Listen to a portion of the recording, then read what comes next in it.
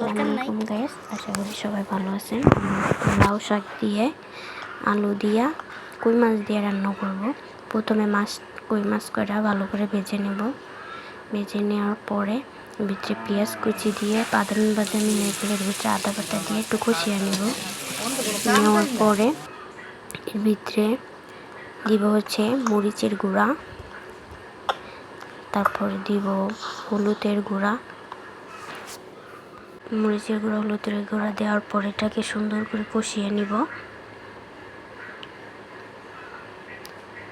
মশলাটা সুন্দর করে কষানো হয়ে গেলে কুমড়ো শাক, আলু এগুলো দিয়ে দিব।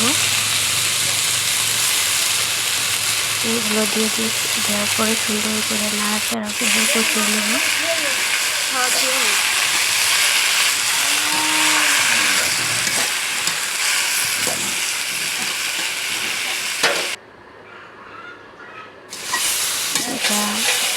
ঢাকনা দিয়ে ঢাকার পরে ঢাকনা দিয়ে একটু নাড়াচাড়া করে ঢেকে দিয়ে আবার উঠিয়ে নাড়াচাড়া করে এবার দেখব আলু সিদ্ধ হয়েছে কিনা সুন্দরভাবে। এটাকে কষানো হয়ে গেলে এর ভিতরে ঝোলে পানি দিয়ে দিব। ঝোলে পানি দেওয়ার পরে মাছটা দিয়ে পরিমাণ মতো যতটুকু ঝোল যারা পছন্দ করে ততটুকু ঝোল রেখে তারপরে এটা নামিয়ে নিব। ভিডিওটা ভালো লাগলে সময় লাইক, কমেন্ট, শেয়ার করে দিবেন।